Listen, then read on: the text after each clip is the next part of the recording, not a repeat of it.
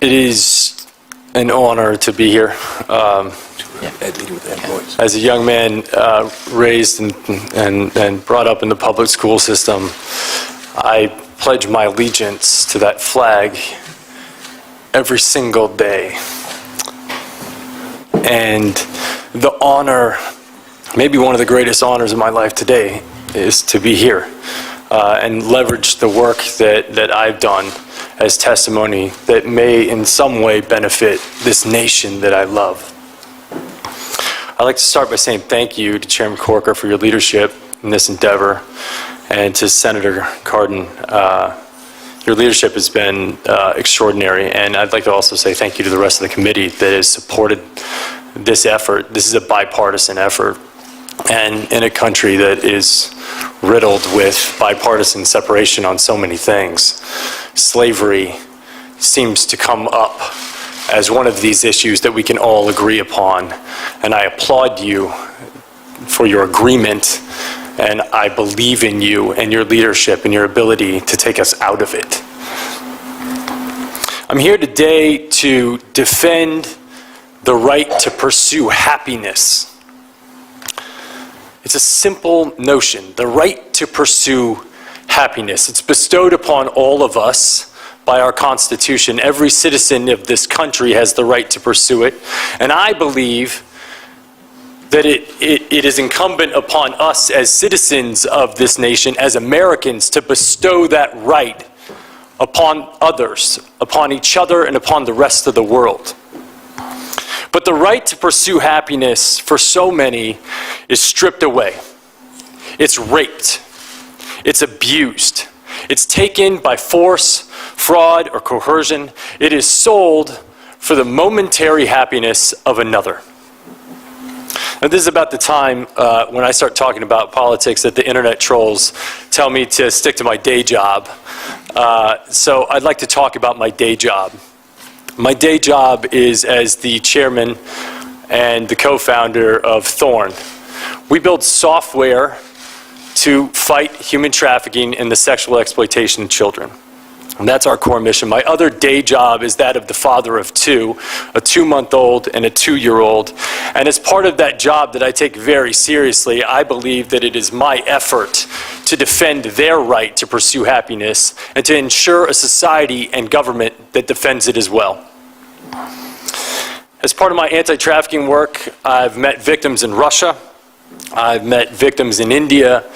I've met victims that have been trafficked from Mexico, victims in New York and New Jersey and all across our country. I've been on FBI raids where I've seen things that no person should ever see. I've seen video content of a child that's the same age as mine being raped by an American man that was a sex tourist in Cambodia. And this child was so conditioned by her environment that she thought she was engaging in play. I've been on the other end of a phone call from my team asking for my help because we had received a call from the Department of Homeland Security telling us that a 7-year-old girl was being sexually abused, and that content was being spread around the dark web. And she had been being abused, and they'd watched her for 3 years, and they could not find the perpetrator, asking us for help. We were the last line of defense. An actor and his foundation were the potential last line of defense. That's my day job, and I'm sticking to it. I'd like to tell you a story about a 15-year-old girl in Oakland. We'll call her Amy. Amy met a man online, started talking to him. A short while later, they met in person. Within hours, Amy was abused, raped, and forced into trafficking. She was sold for sex.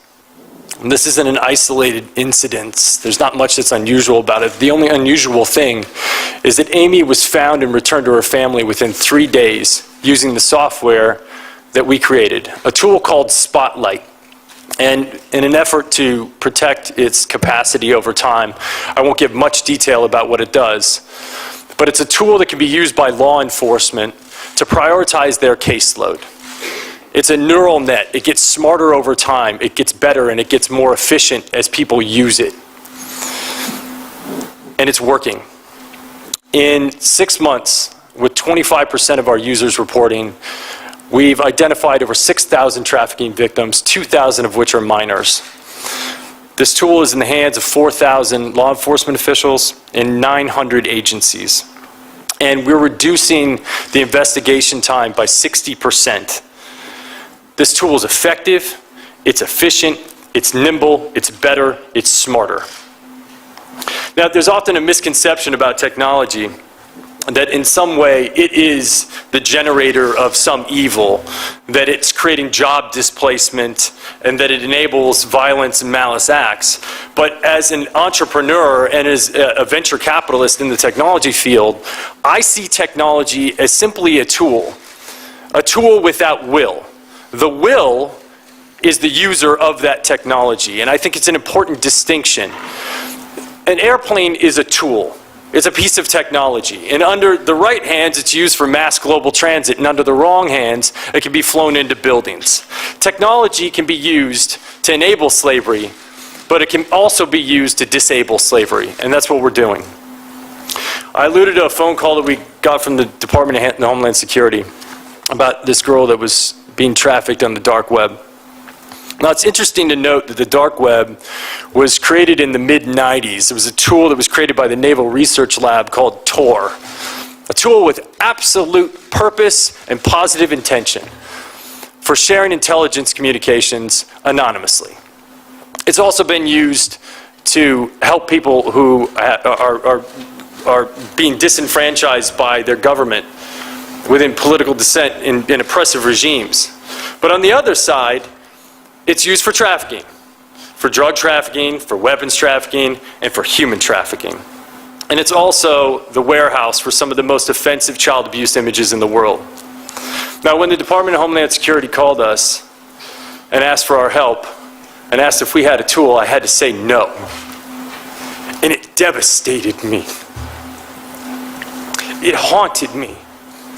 Because for the next 3 months, I had to go to sleep every night and think about that little girl that was still being abused.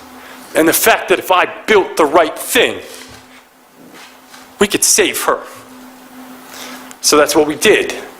And now, if I got that phone call from Greg, wherever you're at, the answer would be yes.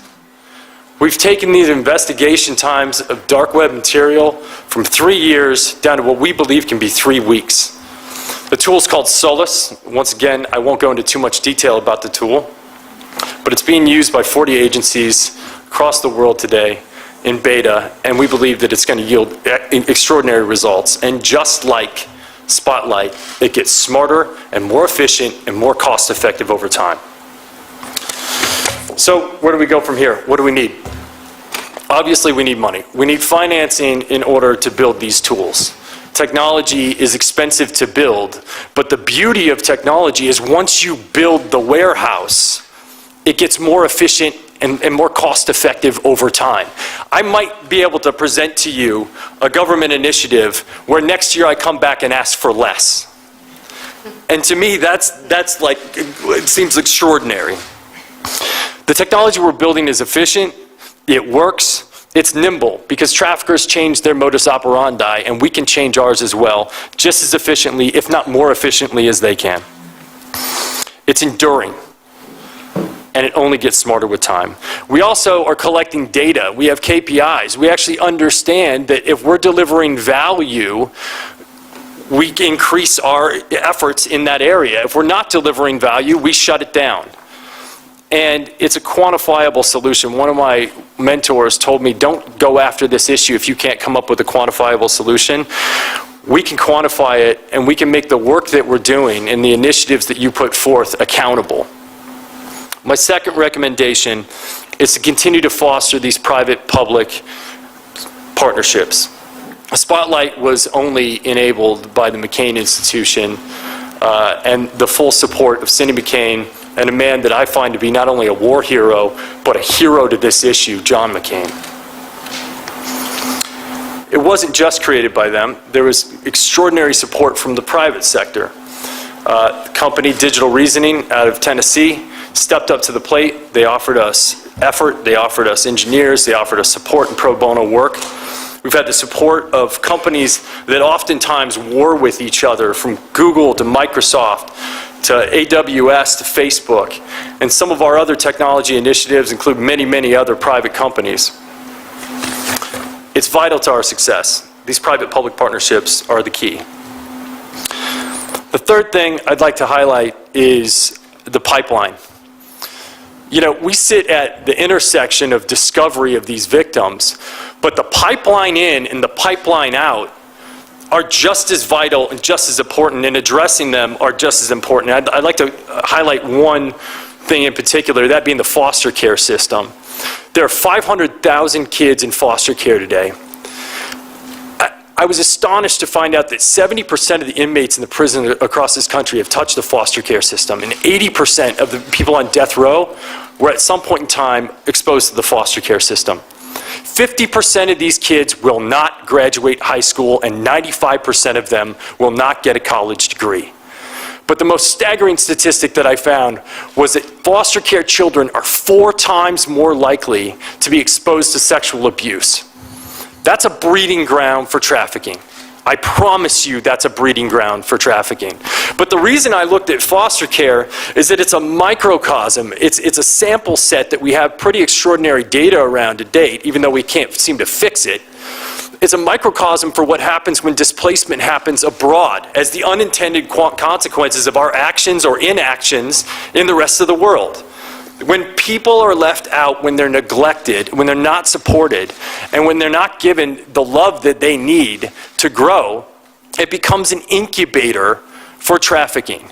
And this refugee crisis, if we want to be serious about ending slavery, we cannot ignore it, and we cannot ignore our support for this issue in that space, because otherwise we're going to deal with it for years to come. The outbound pipeline, there's just not enough beds. The bottom line is, once someone is exposed to this level of abuse, it's a mental health issue. And there aren't enough beds, there's not enough support, and we have to have the resources on the other side. Otherwise, the recidivism rates are through the roof. It's astonishing, because when Maslow's hierarchy of needs are not being met, people resort to survival, and if this is their means of survival and the only source of love that they have in their life, that's what they go for. So we have to address the pipeline out, and we have to create support systems on the other end. It's not an entitlement, it's a demand to end slavery. My fourth and final recommendation is the bifurcation of sex trafficking and labor trafficking. They're both aberrations, they're both awful.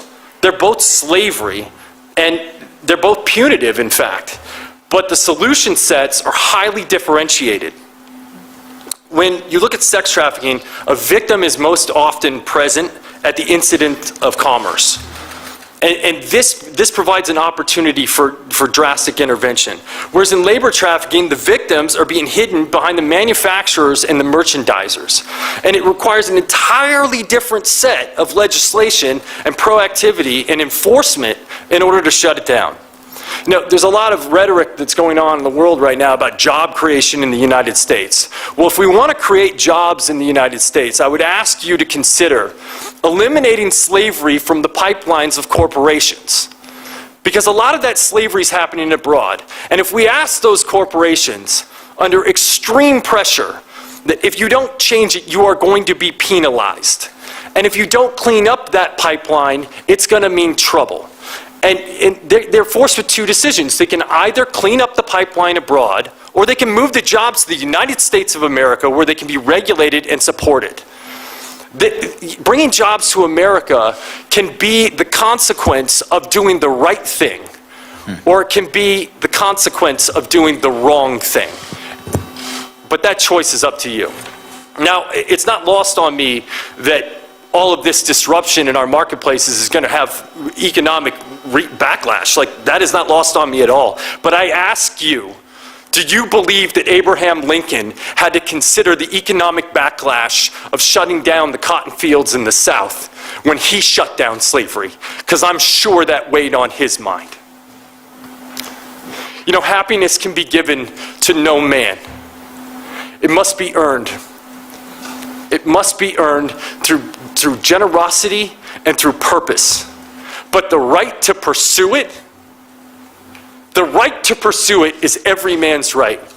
And I beg of you that if you give people the right to pursue it, what you may find in return is happiness for yourself.